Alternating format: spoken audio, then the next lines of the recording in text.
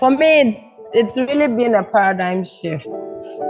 I am used to training and going to orphanage owners and telling them you have to stop, you have to close down, you have to let these kids go home, like telling them what I know.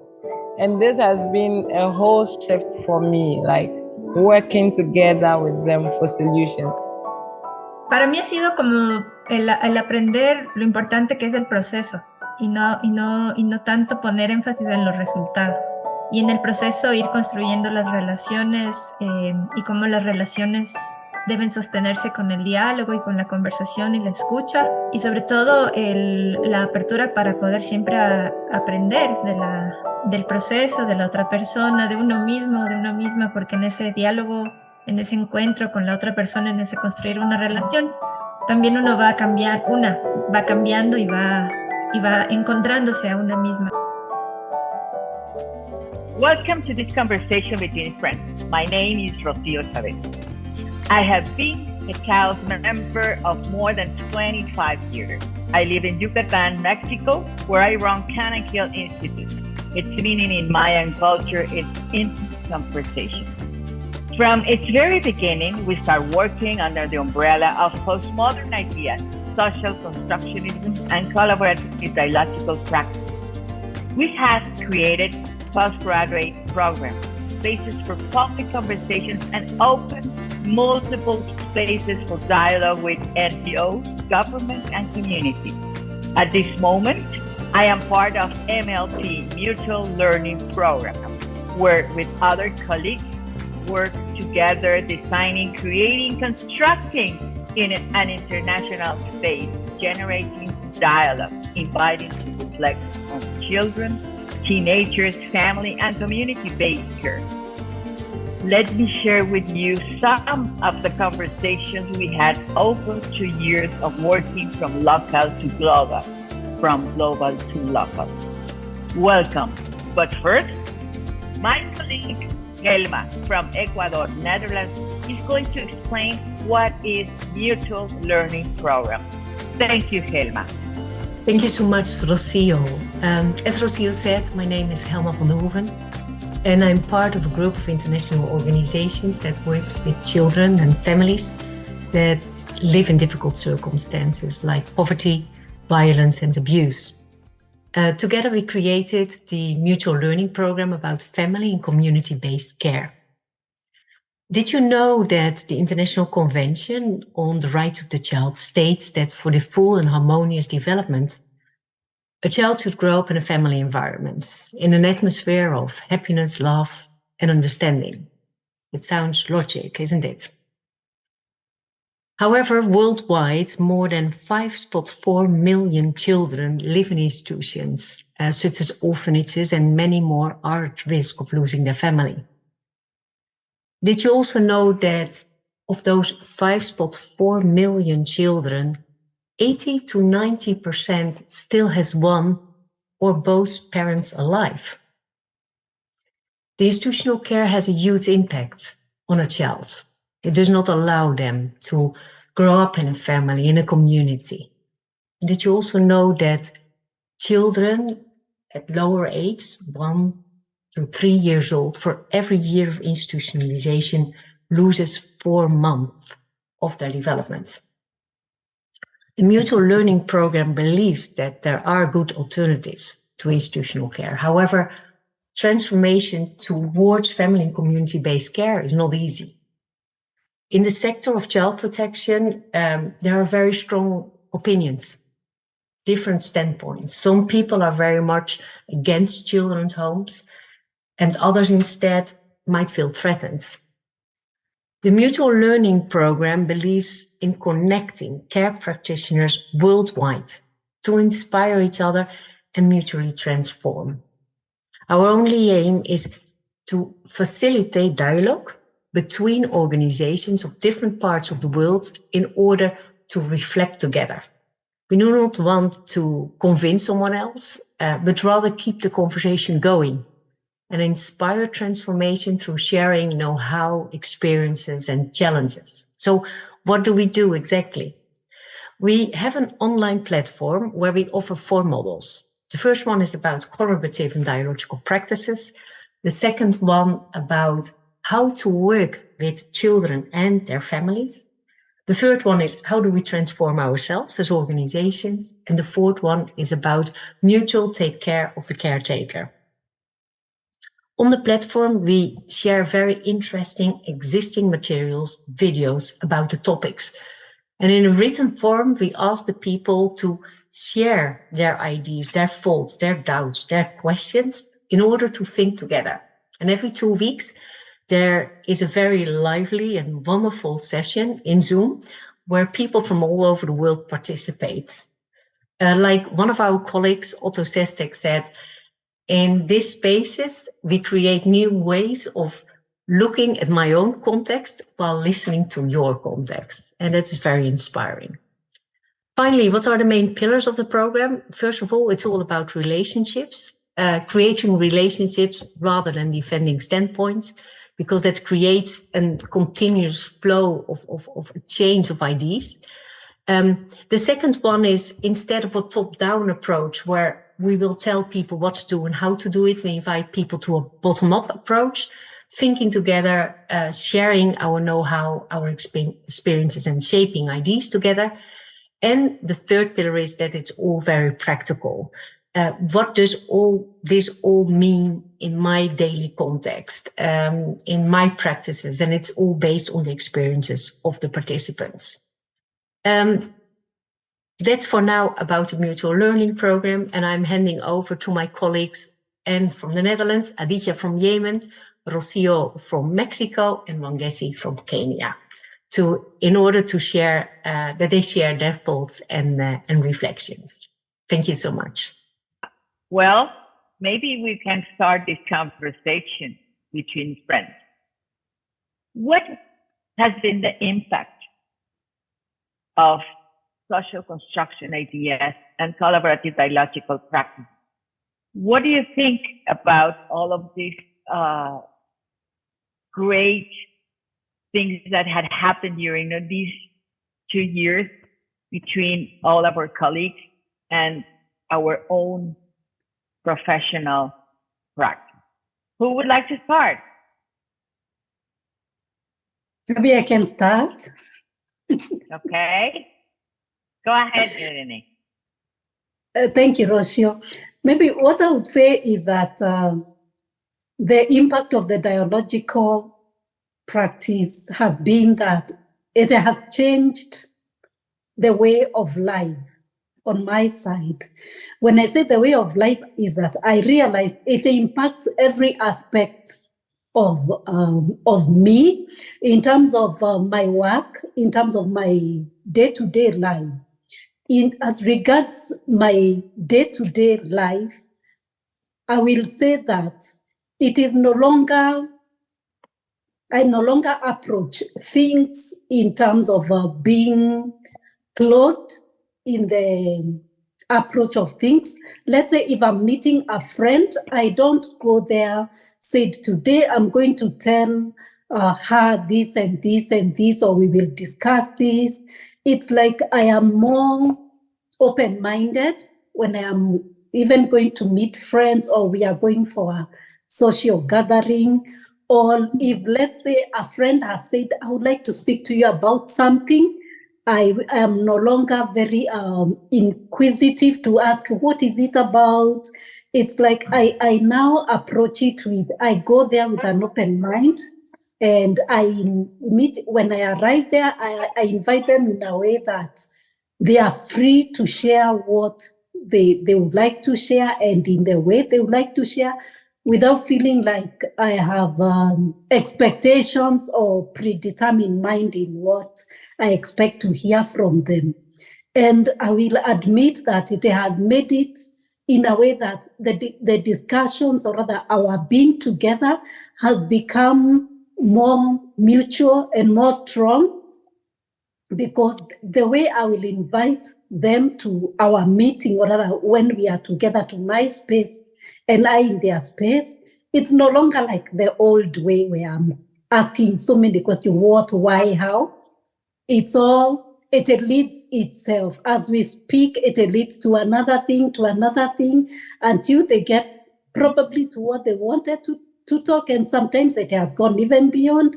For reasons, I would say it's because of this, the impact of the dialogical practice. And then our exchange has become richer, it's more long-lasting. I realize that you can talk and talk and talk. You know, sometimes you talk and you're not aware of time because it has gone beyond what probably you had thought. So that has been quite interesting, and I'm happy about that. Then when it comes to my work, being mainly a child protection expert and of course an advocate of family instead of institutions, this has done wonders. Well, before the conversation will almost end at the point of this is my stand, this is your stand, and it's like if we cannot go beyond that, the conversation is over. Now instead, the conversation goes to lengths whereby we both have an understanding. I am for maybe the institutions because of 1, 2, 3, or I feel this way about institutions, I feel this way about family. You know, it's like the same way I was saying. Now the conversation flows. There's no, the limitation of my stand, your stand has been crossed over. It's no longer there. And the conversation will continue very, very mutually. And at the end of it, even if we don't agree, how do I put it? We respect each other's point of view. It's like we don't argue about it. There's an understanding. And tomorrow we'll meet and talk about other things or still about it, but in a different perspective. And every time, sometimes I realize after the conversation, someone after they go home, you finish the meeting and they give you a call and they're like, I've been thinking about this, about the way you said that children in the institutions miss family. I didn't think about that before, but now that you mentioned it and I looked at the children, I am seeing that coming up, because you will ask the child and they will ask you, when will my mom come, or when will my auntie come, or when will a relative come? It's like they want that connection or they are looking forward to it. But I never thought about it like they are missing their family or they need their family. So it has really opened the dialogues to lengths and ways that I had never imagined were possible. Always bringing possibilities and greater and better ways of finding our way towards a common goal. This is what I would say for now. Thank you. Thank you, Irene. Welcome. My experience with the collaborative dialogical practices is, I would mention personal experiences and also professional ones. Starting with the professional experience, before being part of the MLP, I am a person who has a long experience in terms of education and professional work, and I used to face the difficulty when I would sign a contract or when I would do a new project, that people would look up at me and say, okay, we need solutions, and that used to put a lot of pressure on me, and because I didn't know how to react, because if I say I don't know, then you're not the expert anymore. And that's why we hired you. But at the same time, I really don't know the answers, and I am there to learn more about it. So after, being part of the MLP, it was really a liberating experience for me, because it taught me that it's okay not to know. And it's actually the right stance to start in any, project, or that you don't know much. And with this stance, then there are more possibilities than coming already with knowing the solutions, which would limit the possibilities. So for me, this was a very one of the highlights of learning from this program. The other point I would say is the also that's a personal one as well, which is I am a character of a very quick and high achiever. And I learned from the program that achievement is not in achieving results, but in the process, in building the relationships, in working on those relationships. And that is already the work being done, because I would sometimes say, oh, okay, I need to do this. And if by the end of this dialogue, I need this and that, and then, and sometimes it does not happen like that. We need time to build the relationship, and having the relationship strong with our, clients, or with the people we work with. Establishing a relationship is already an achievement, and keeping the dialogue is already an achievement, and solutions then come that way. So I think the component of time, I used to struggle with it. So now I'm learning to slow down and give the process its time, so we can get somewhere, so transformation can happen. So I really feel with it's short time for being in this program, but I've learned a lot. So yeah, I'm fortunate to be part of this program where I feel I'm home. Thank you. Oh. Thank you. Now, how about you, Anne? Wonderful points. I really like listening to you. Yeah. I think my biggest takeaway or change I gained during my time with mutual learning is that I became more human. That I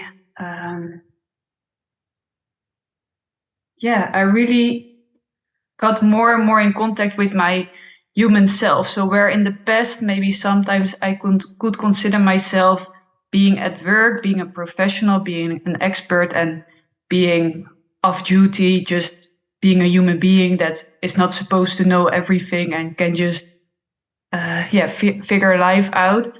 I learned that during work, during professional relationships, it's not necessary to pick up another role than just being yourself. And that, on the one hand, changed how I looked at myself during those moments, but it also changed how I'm looking at the people who I'm working with.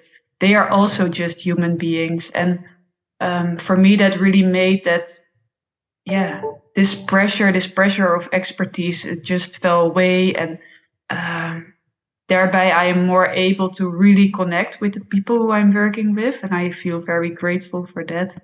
That's a really amazing experience. I think the people who work with mutual learning are very special, but I also believe that because the way how we work, I can see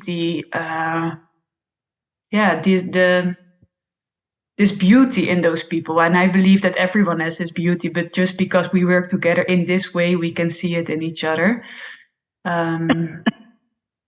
I think I learned better skills how to listen to others.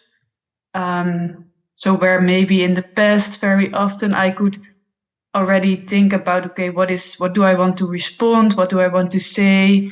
I now learned myself, just sit down, relax and listen. Just listen, be curious. So I think both in the professional way and just in my regular life, I learned a lot from this whole collaboration and journey together. So I was just thinking that in the umbrella that we had been working, the postmodern ideas, the social constructionism, and the collaborative dialogical practice, I think that we all together had been created a space to have this possibility, and I was just very touched by what the three of you have said. But I was listening to you, and I was just thinking, well, in a way, to do what we are doing is to be a better human being. So it's, and all the work we are doing and all the relations we are having, we are trying to do it in a better way and very respectful with the other.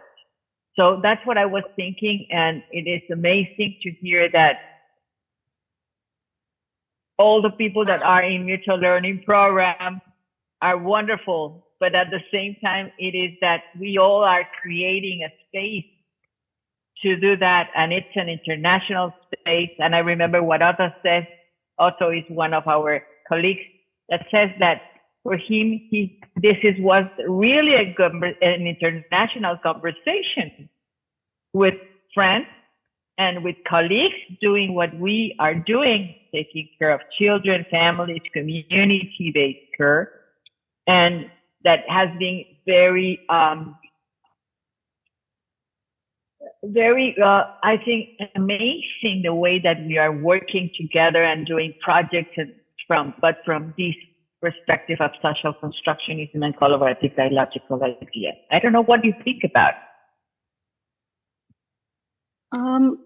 I would like to comment about being a better human being, and I think from my point of view, it's just being who we are. And I think the way the things were going, at least for me before, or for many of us, the participants, was that we were pushed to be, as Anna said, more professional. You shouldn't show this. You shouldn't be too personal. You shouldn't show, your personal traits. And I think just by being yourself is the main, and being human, just showing the human side and interacting is a very, very important point. So I think even the pressure of being a better one is for me is a pressure, and just being myself is the message.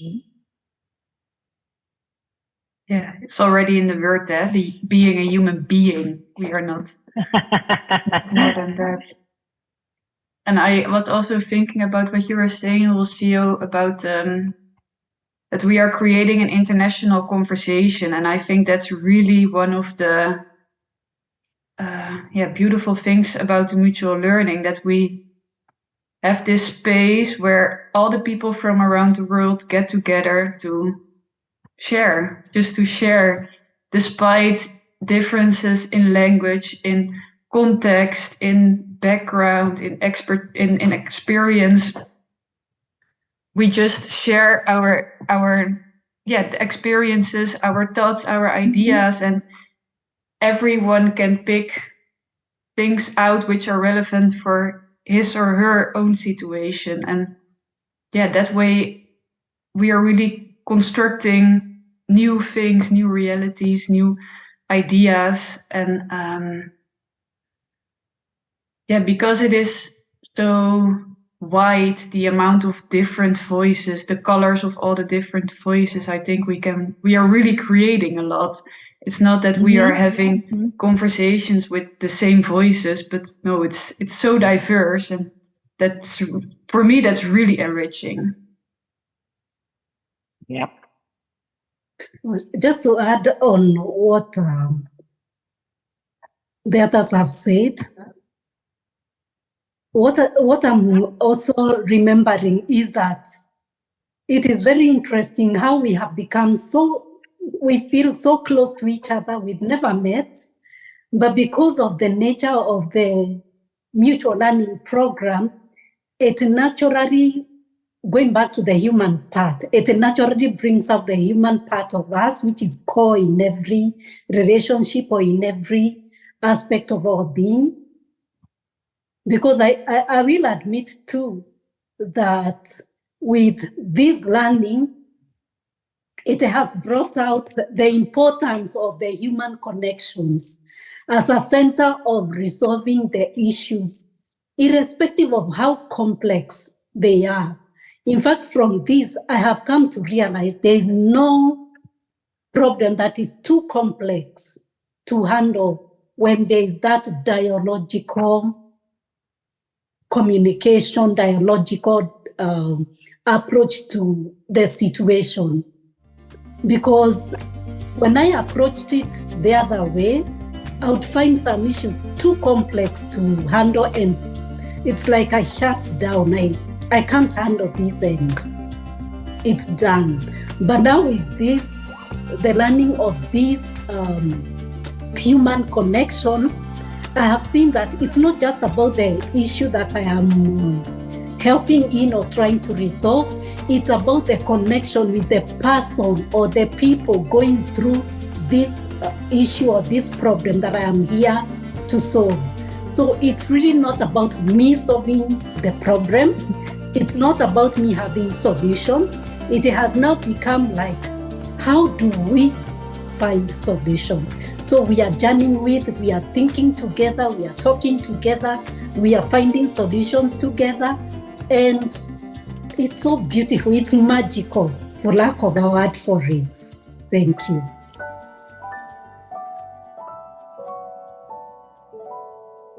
For me, this was very relevant and useful, especially because I work with a network of many members who come from different parts of the world. It was definitely helpful in terms of my own posture in working with not just organizations, but individual people, that each one has something very important to offer. It is not sort of the outcome that is important, but the relationship, what we do together, the space for everyone, we respect everyone, we trust you. Particularly about learning happens when we believe that everyone has something to offer. We learn from each other.